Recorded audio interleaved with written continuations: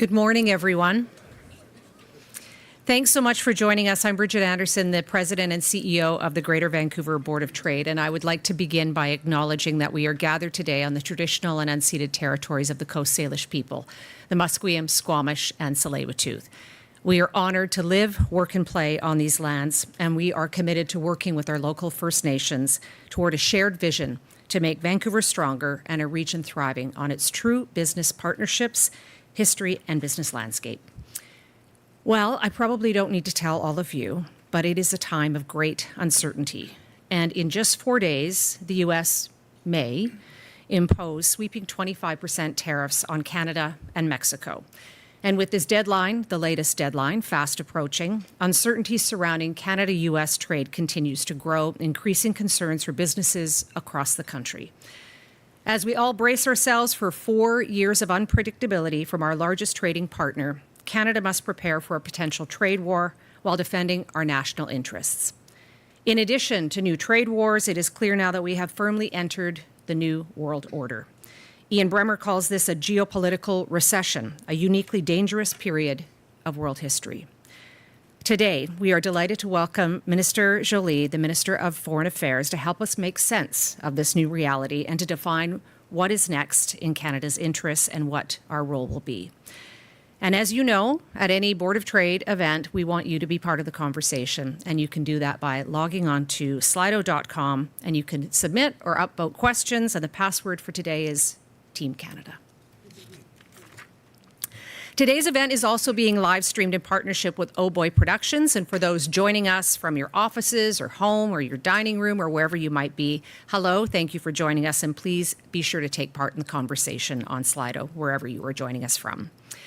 On behalf of the Board of Trade, I would like to thank our generous partners for making today's event possible. Thank you to our event collaborator, KPMG, our presenting sponsor, Macmillan, our community sponsor, BC Maritime Employers Association, our preferred media partner, Business in Vancouver. And this event is presented in partnership with World Trade Center, Vancouver. I would also like to take a minute to thank our long-standing partners. They are called our pillar partners, and you can see on the screen they include TELUS, CN, YVR, BCIT, Air Canada, and RBC. And because of their generosity, they help enable us the work that we do at the Board of Trade. We have a number of special guests in the room, although you're all very special to all of us at the Board of Trade. I do want to acknowledge a few special guests who are either joining us already or who will be here shortly. Honourable Hetty Fry, MP for Vancouver Centre, the Honourable Joyce Murray, MP for Vancouver Quadra, and Christian Chia, who is joining us from our Board of Directors as well. I now have the pleasure of inviting Steve Cario, the Business Unit Leader for Tax for KPMG in the Greater Vancouver area, to provide some welcoming remarks. Thank you, Bridget. Good morning, everyone, and it's a pleasure to welcome you here to the KPMG offices. As Bridget said, my name is Steve Carrero. I lead our tax practice here in the Greater Vancouver area. I would also like to acknowledge that we are gathered on the traditional, ancestral, and unceded territory of the Coast Salish peoples, including the Musqueam, Squamish, and Tsleil-Waututh nations. As we discuss the evolving trade landscape today, it's essential to recognize that trade is not merely an economic activity. It is also a means of fostering relationships and understanding amongst diverse communities. The land we stand on has been a site of trade and exchange for thousands of years, and it is our responsibility to honor that legacy as we navigate the complexities of modern trade. Today's discussions are crucial as we work together, business and government alike, to build a more resilient Canada and a more resilient economy. The challenges posed by the current trade landscape, particularly the tariffs between Canada and the U.S., have raised serious concerns for businesses across the nation. In fact, a recent Pulse survey conducted by KPMG with 250 Canadian business leaders across Canada revealed that 81% believe that they will be impacted by the U.S. tariffs, not surprising. 86% view potential tariffs as a wake-up call to improve productivity. Maybe that's encouraging. 90% want the government to encourage Canadians to buy Canadian. And 85% believe that reducing business taxes and reforming the tax system is vital for maintaining competitiveness. These insights highlight the collective desire for a stronger, more resilient economy. As an optimist, these are perhaps the silver linings in the weird times that we're in. KPMG's Trade and Tariff Rapid Response Team, many members of which are here today, recently hosted a live stream event that included participation from Bridget and over 2,000 local business leaders from the Greater Vancouver area. One of the key takeaways from that discussion was the importance of preparation. Regardless of how the tariff situation evolves, we encourage organizations to conduct a current state assessment to understand their exposures and their opportunities. This includes a thorough review of supply chains, contractual rights and obligations, transfer pricing arrangements, and customs planning opportunities. By leveraging the trade data from these assessments, companies can more proactively make strategic adjustments to enhance compliance and resilience. Like all of you, I look forward to hearing from the Honourable Mélanie Joly, Canada's Minister for Foreign Affairs, as she shares her insights on how we can navigate these challenges together. Thank you for being here today, and let's engage in meaningful discussions that will help us stay strong and buoyant in this changing trade landscape. Thank you.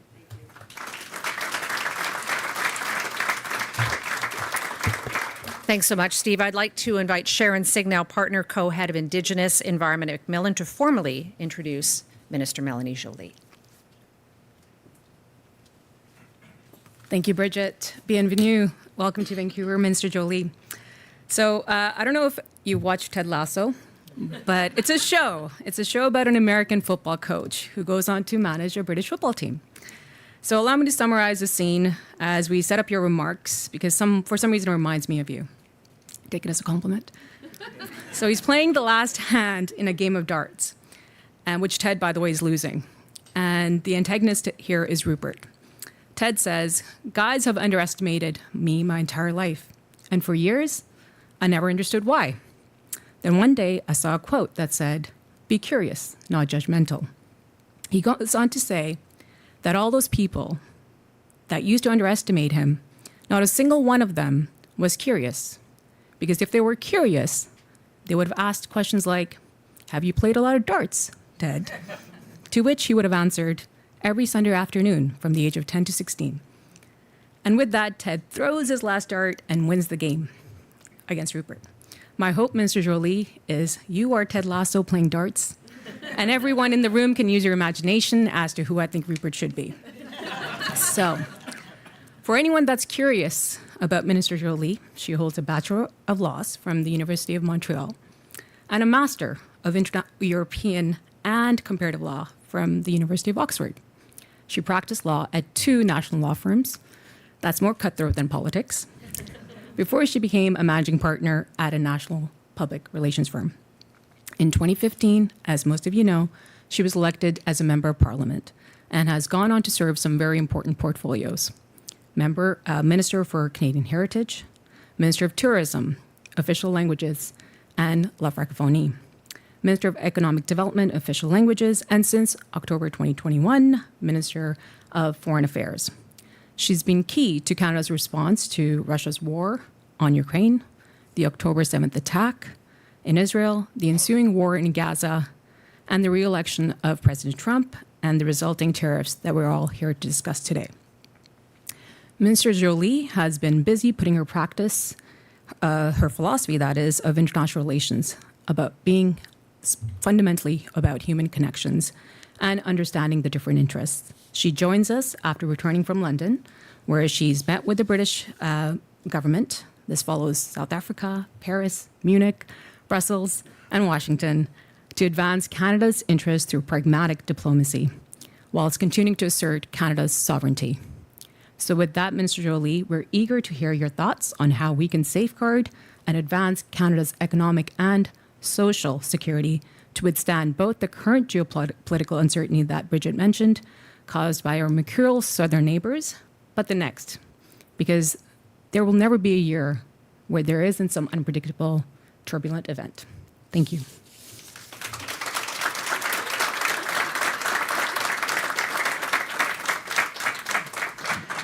As we take our seats, I remind everybody they can log on to slido.com and to submit and upvote for questions. Minister, we have known each other for a long time. I've been in this role 5 years. And in your previous portfolio, you were one of the first to reach out and to really connect with us and find out what was happening on the ground in Greater Vancouver during COVID. And so I've had the opportunity to watch you evolve in this role of yours now. And, quite just on a personal note, I don't think that you would have envisioned that it would have been quite all of this when you were appointed Foreign Affairs Minister.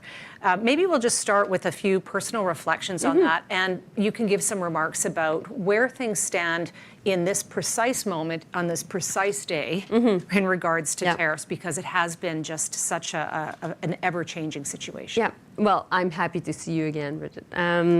You and I worked a lot on creating the first economic development agency, a regional development agency for the Pacific, which is called Pacifican. You needed a Québécoise to make that happen. That's pretty funny. So I was just telling Bridget beforehand when Prime Minister Trudeau appointed me Foreign Minister back in 2021, I was calling different former foreign ministers, and one of which, well known, is called Jean Chrétien. And I called Jean, and I'm like, okay, so what are your comments? What are your advice? What do you think? He said, Melanie, it's great, it's very prestigious, but you'll never be in the media. Nothing will happen. So I was like, okay, well, thank you. And then 4 months later, the war in Ukraine started. And then from there, of course, we know the October 7th, the war in Gaza. It's the entire Middle East, Lebanon, tensions with China. We had our own issues also with India. It just never stopped every day. And now we know it is the question of what is the U.S. role in the world? The bilateral relationship between us and them, but also fundamentally the geopolitical tectonic plates are moving so fast. Are moving so fast that there's a fear of the changes creating a vacuum, which could lead to us to be in a very dangerous world. And we are indeed living in a much more dangerous world than 4 years ago. So, but we can organize ourselves. We can make sure that we defend our interests. It's not as if the arc of history is just something that we cannot have an impact on and we can't bend. But to do so, we need to be organized. And so let's talk about the tariffs. Okay, so yesterday, Yeah. well, let me back it up. We thought March 4th was going to be the deadline, and then we thought it was April 2nd, and then we were told yesterday it is March 4th. So I have not seen Twitter in the last hour or so I don't know if it has changed. So let's assume that that tariffs could be imposed on March 4th. Let's talk about the Team Canada approach and the efforts that your government has undertaken to try to alleviate the imposition of these tariffs. Yeah, so there are 3 executive orders that we have to bear in mind. That's why the date seems a bit conflicting. But for President Trump to talk about a date, he actually is linking it to an executive order he has signed. So the first one we're referring to is the one linked to the fact that there is a crisis at the border, as quote unquote, and that we need to address the fentanyl issue. So we came up with a very strong border plan, $1.3 billion that we invested in. We have a new border czar, and that's why this executive order, which was scheduled to be in January, was paused for 30 days, and that's the March 4th date. And so when you hear in the media that we're talking a lot about border security, it is linked to that executive order, and that is a threat of 25% tariffs against Canadian products and 10% for oil and gas. So that's the first executive order. And to be frank, we came up with the border plan because we believe we needed to do it for us, because we know the U.S. is a net exporter also of illegal drugs and also of irregular migrants. So we need to make sure that Canadians were safe at home. Second executive order is linked to steel and aluminum. And that's 25% tariffs on steel and aluminum. This is an executive order that actually President Trump signed back in the days and during his first mandate. And it was an executive order that President Biden also signed, but we had an exemption and the European Union had an exemption. So the date for that is March 12th. And then there's a third one and last one, which is affecting all countries in the world having a trade relationship with the U.S.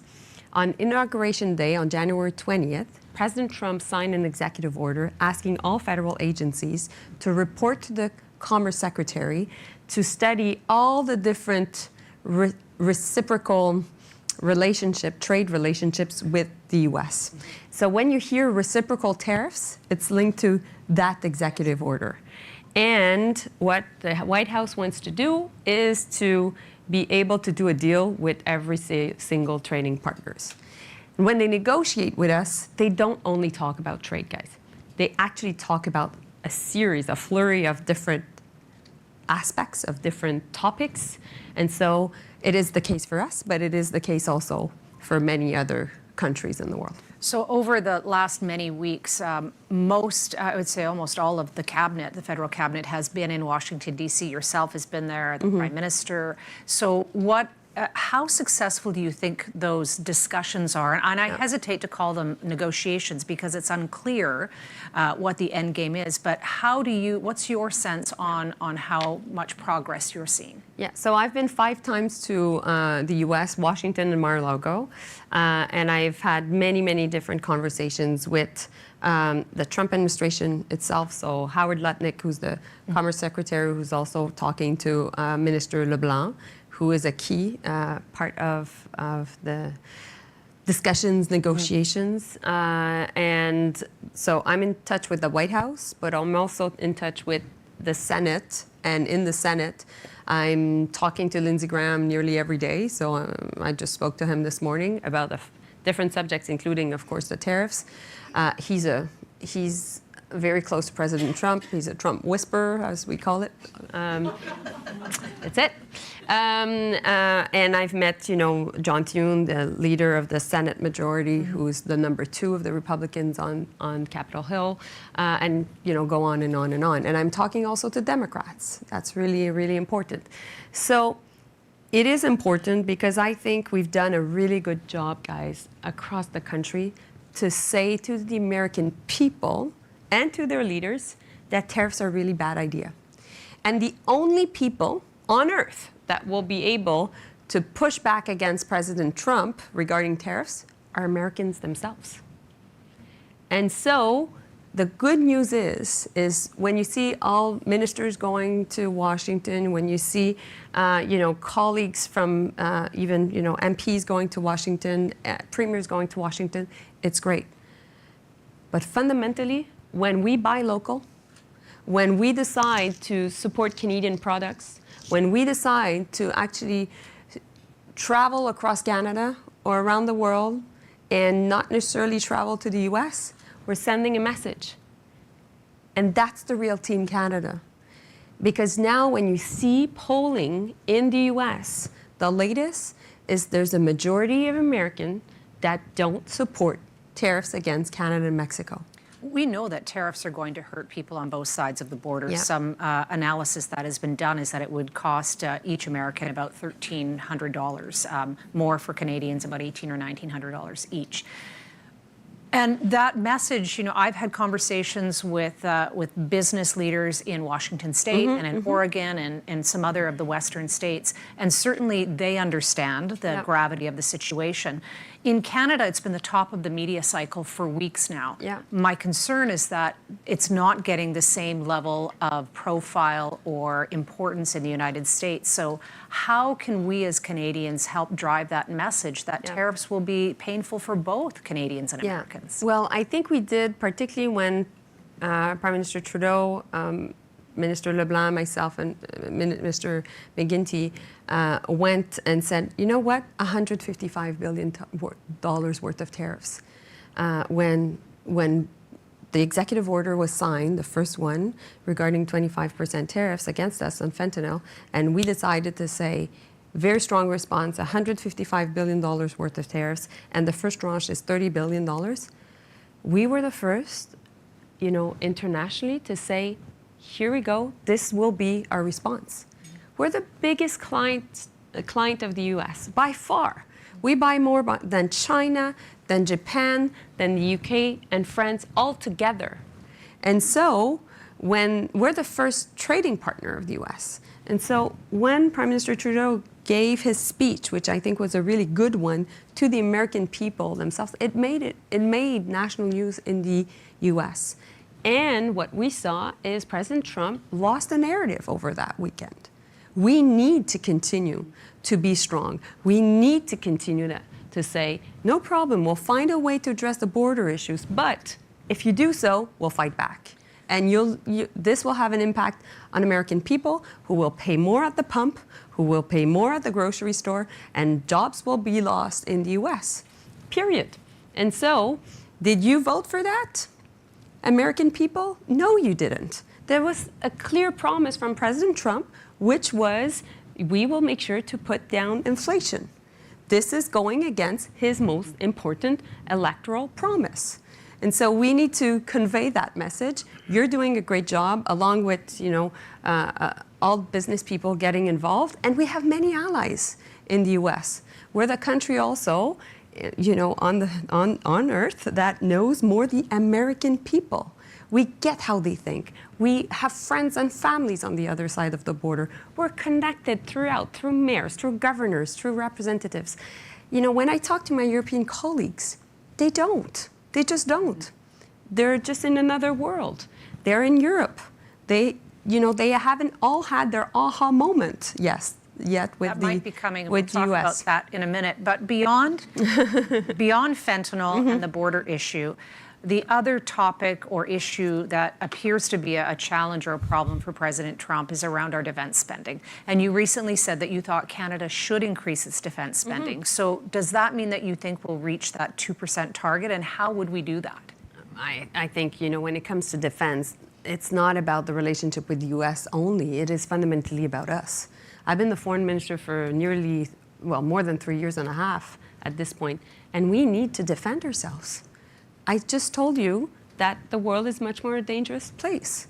When I was here, I think 2 years ago, and we launched the Indo-Pacific strategy, I told that there was an issue in terms of competition between China and the U.S., which could lead potentially to, a greater international tensions and potentially an international conflict. I do remember that conversation. So now we presented a new defense policy update.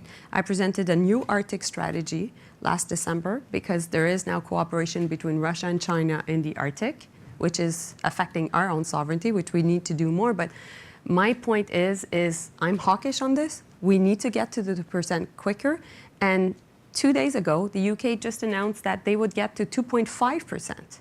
This is of the world in which we are now. So what would be a reasonable timeline for us to get to that 2%? Well, I won't go into the timelines, but my point is we need to be smart about it, and we need to create jobs at home.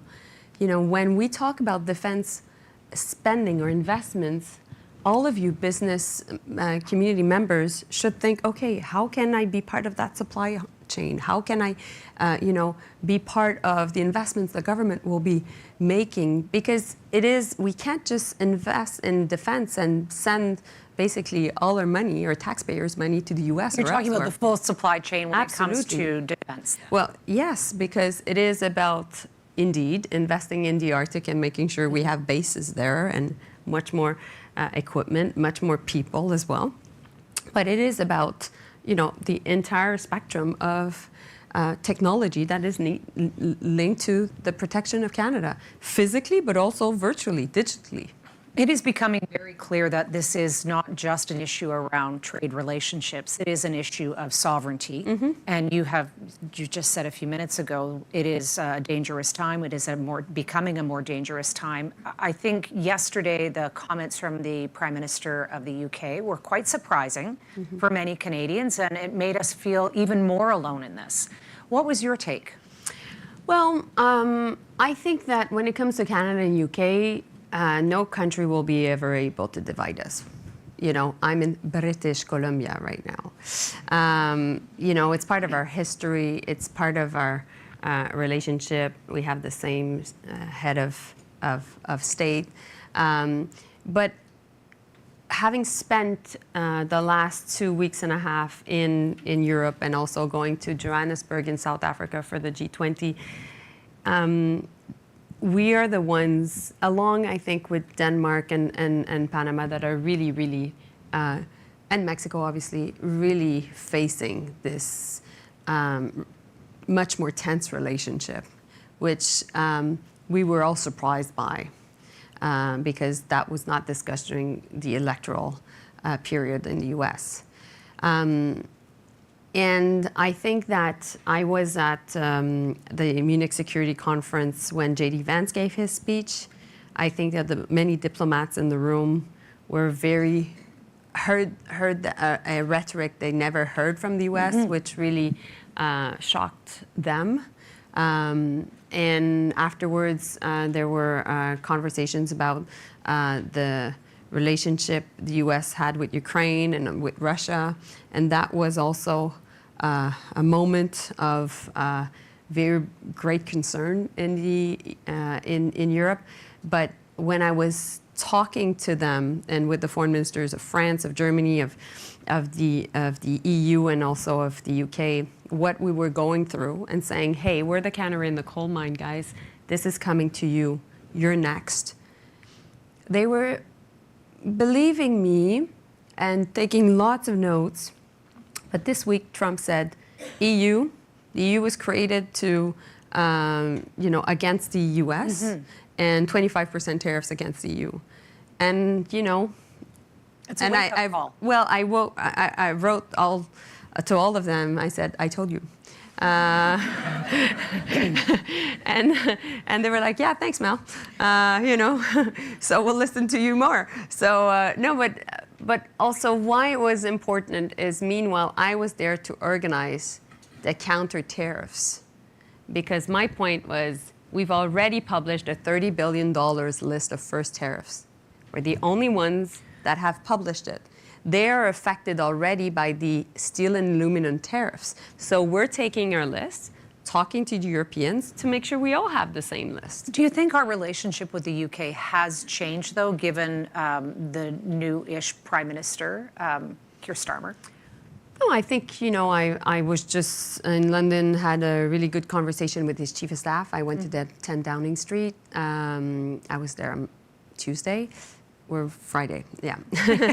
I was with Jonathan Powell, his national security advisor. I sat down also with the foreign minister, David Lammy. I think that just countries are figuring out, what does that mean, a change of leadership from the US and the world? And so I think, all of us, all countries are looking at ourselves, and we're anxious. We need to make sure that we organize ourselves. And by organizing ourselves, we are able to bend that arc of history I was talking to you about. So that's why counter tariffs, having the same products, targeting the same regions in the US is really, really important. Bend the arc of history. I have not seen the video, but I understand that within the last hour or two, there was a display between Volodymyr Zelensky and President Trump in the White House, which actually became an argument, which is quite hard to believe with media in the room. Have you heard about this or seen this? And then what would your reaction be to the situation with Ukraine, given you have had a lot of dealings with Ukraine? Well, I haven't seen the video yet. Of course, my phone was just buzzing and buzzing and buzzing. And I spoke to Lindsey Graham actually 15 minutes before he went into that press conference, and he was actually quite positive, and they were going to sign the critical minerals deal. And I had spoken to the chief of staff of Zelensky, Andriy Yermak, 3 days ago, to try to organize what they would say and how, and he was briefing me on their strategy.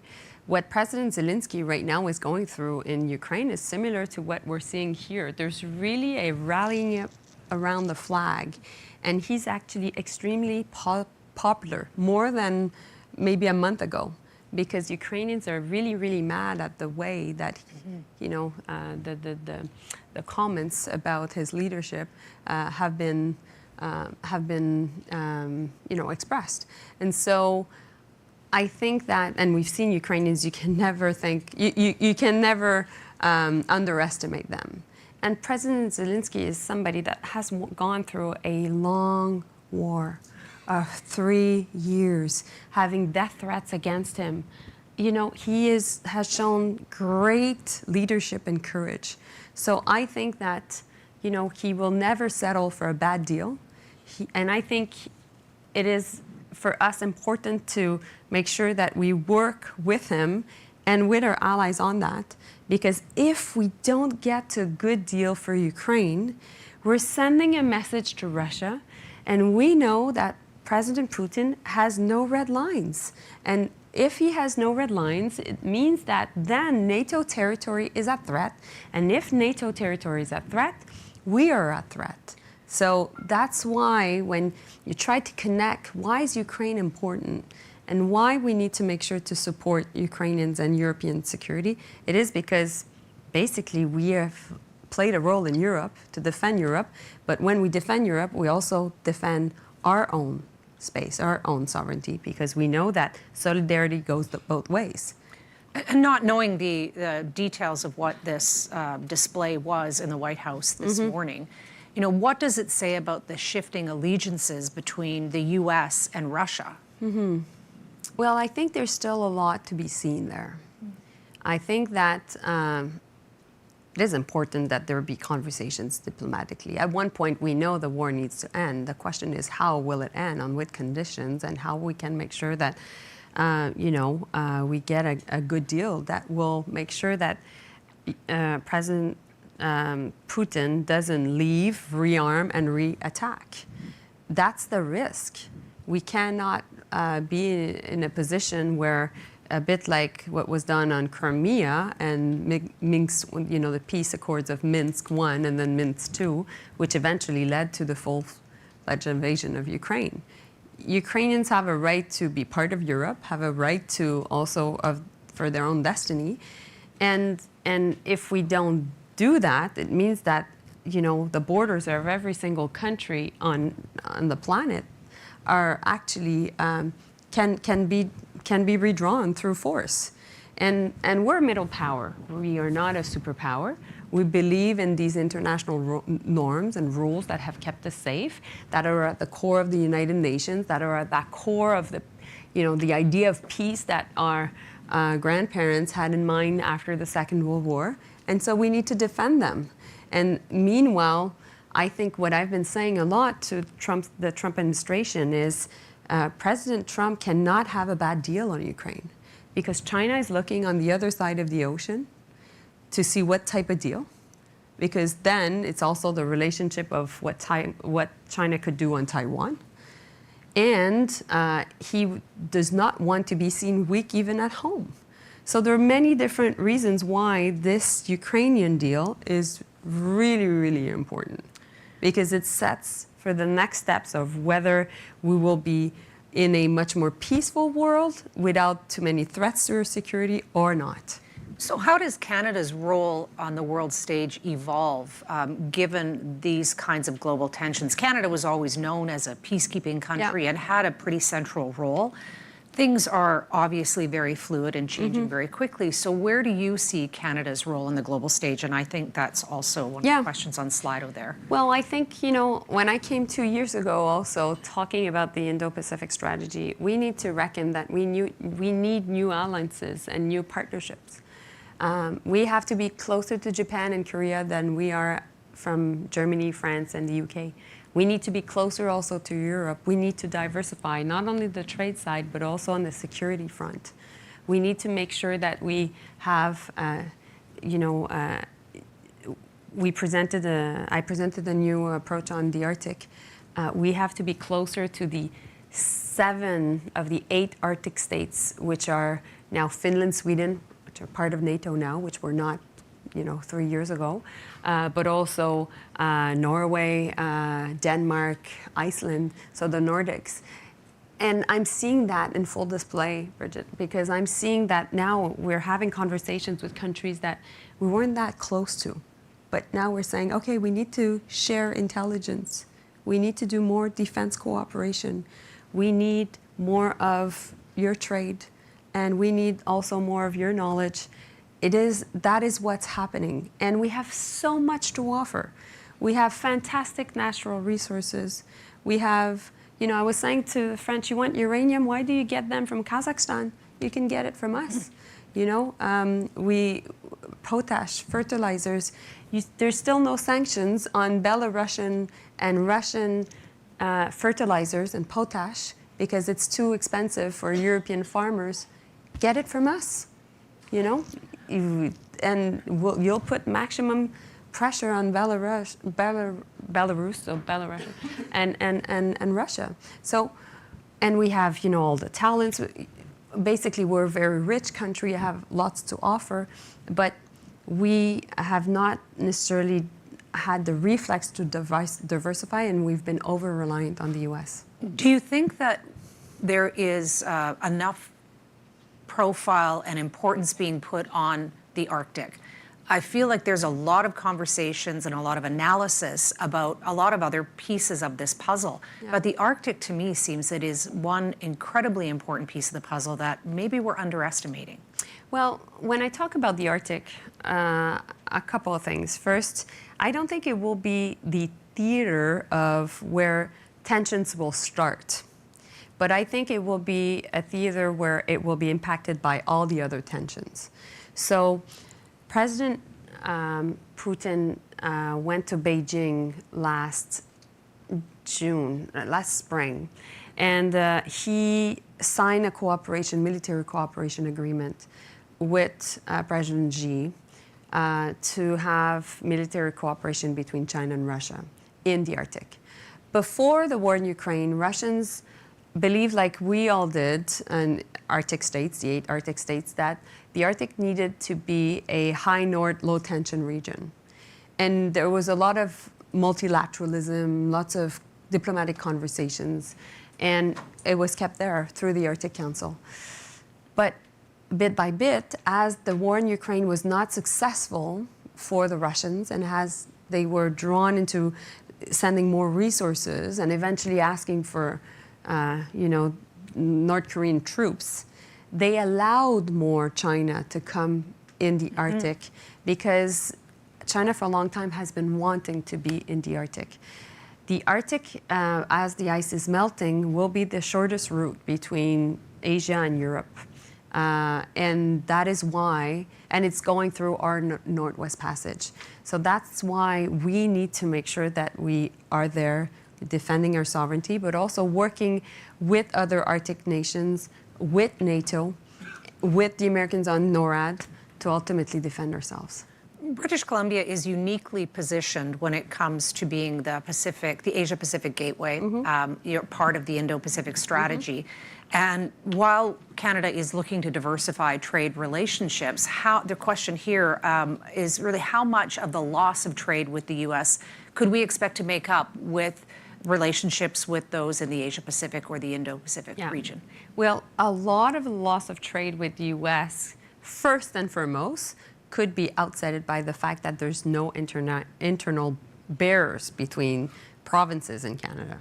And I've seen even numbers of the 25% tariffs, 20% of I believe there's a meeting today. The Committee on Internal Trade is meeting today. And so, we built our country based on the fact that we were preoccupied about the U.S. and preoccupied about the fact that we would, be under their threat during the 19th century. And we created all this infrastructure, east-west, obviously with the train, but eventually more infrastructure.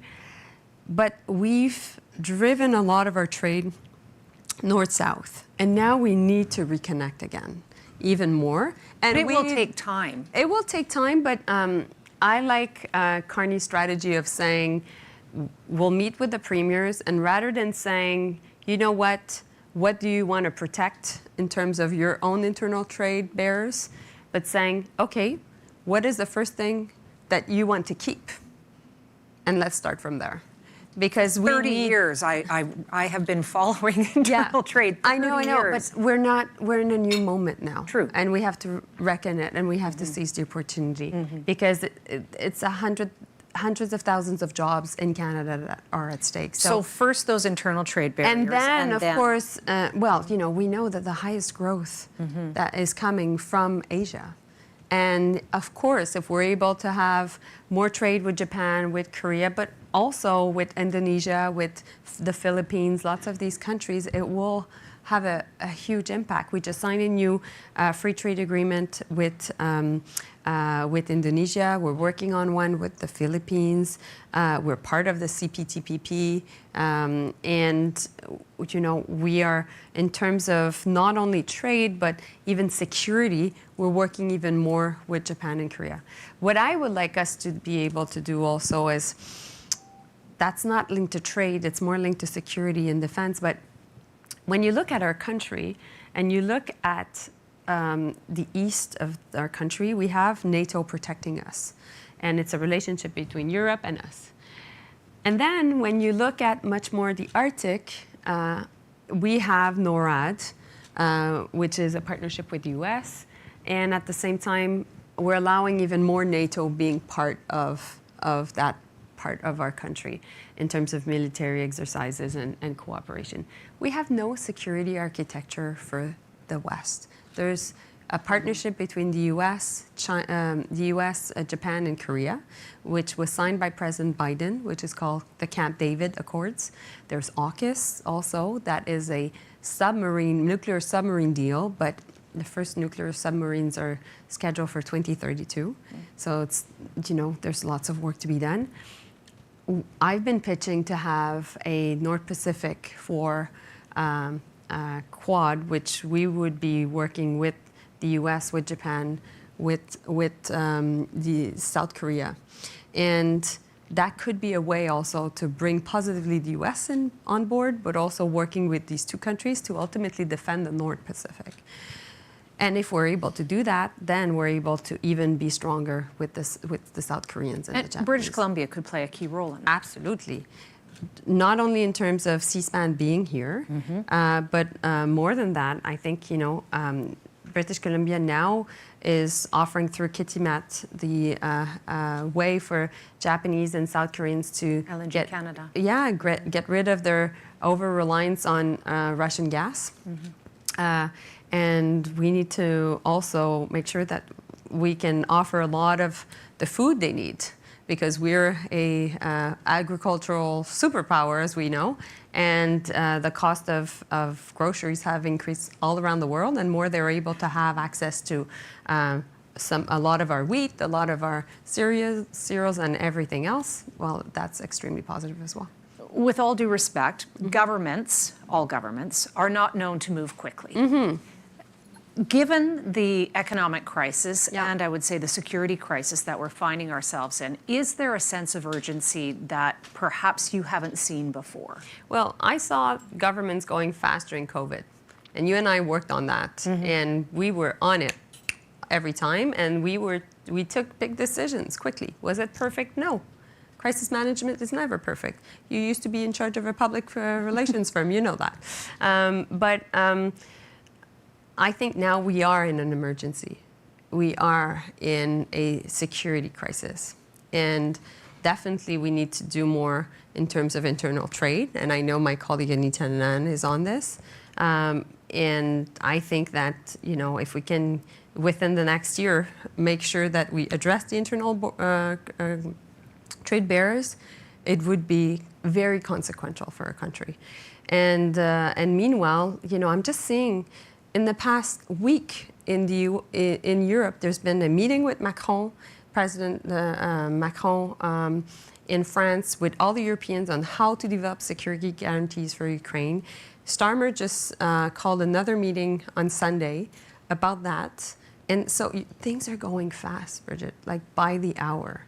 And so, as politicians, we have to do two things.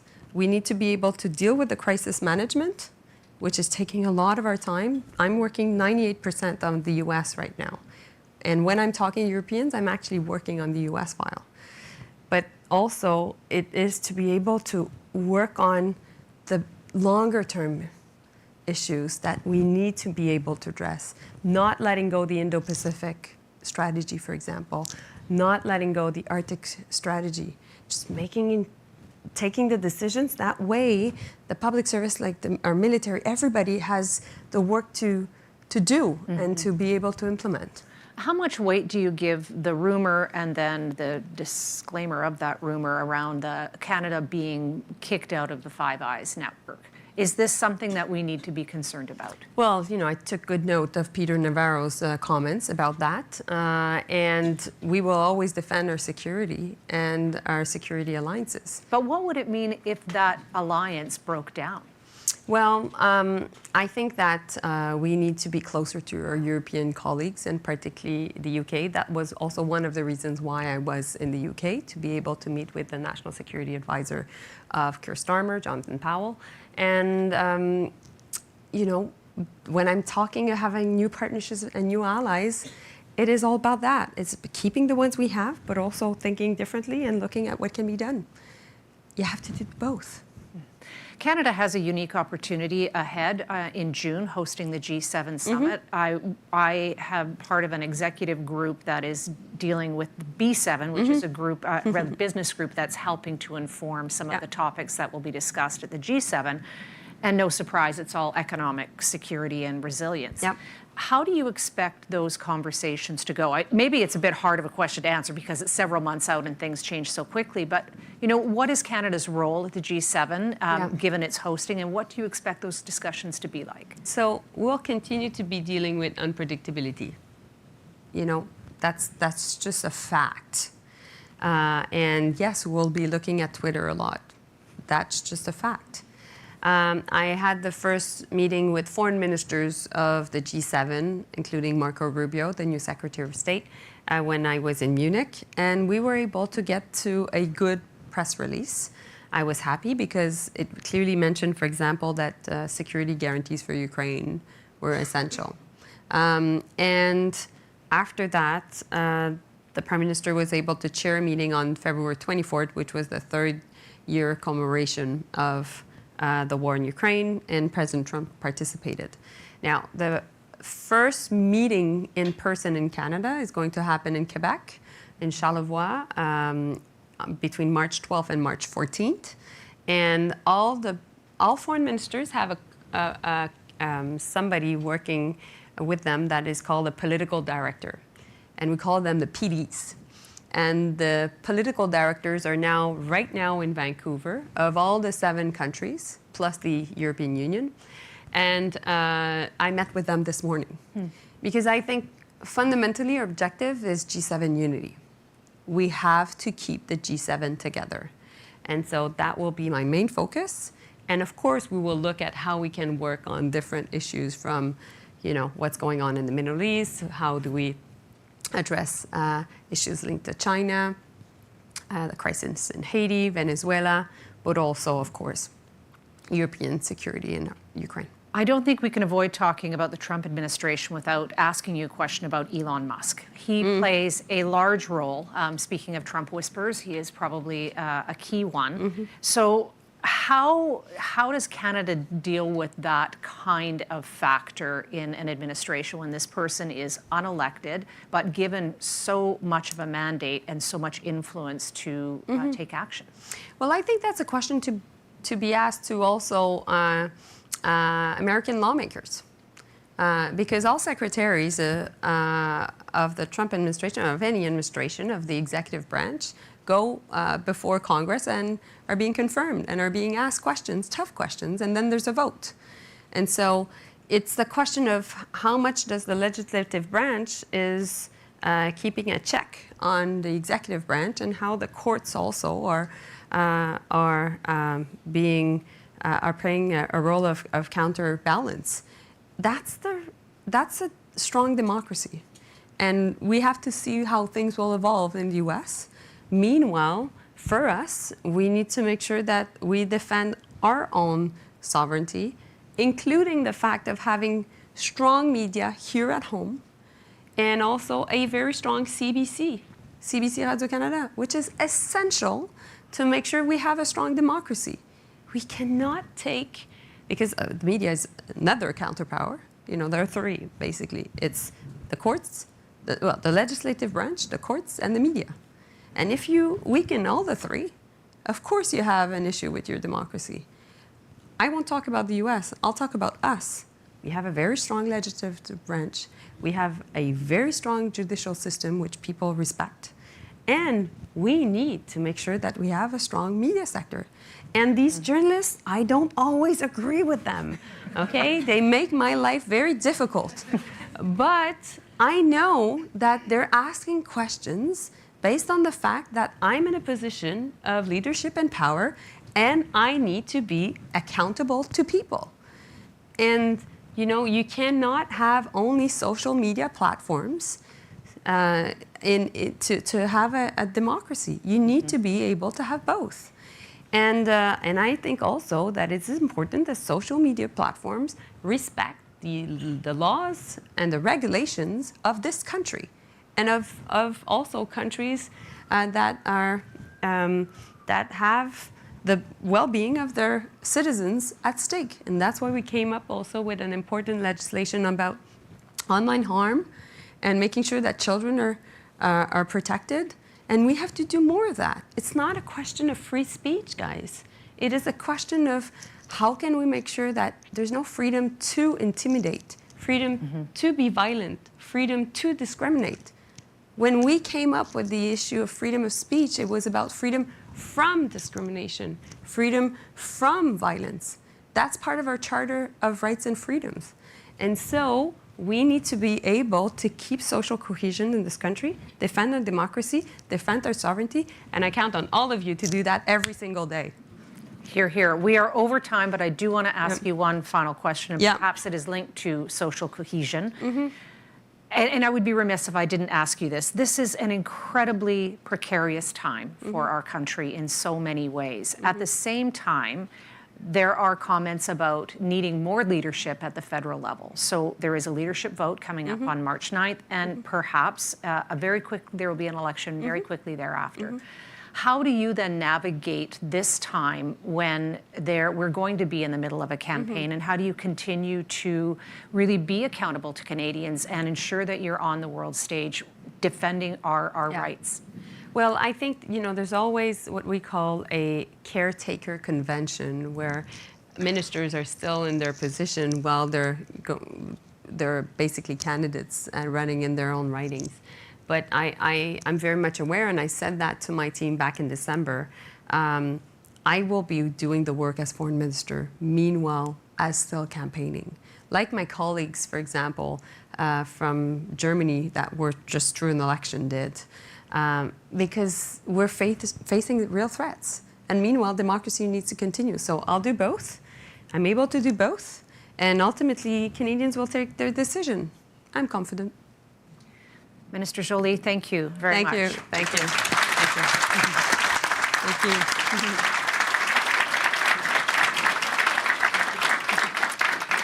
That brings an end to our event. Thank you very much for joining us, everyone. Really appreciate you being here on a Friday sunny morning. And thank you again, Minister, and wishing you all the best on the world stage in a very, very challenging time. Thank you. Thank you.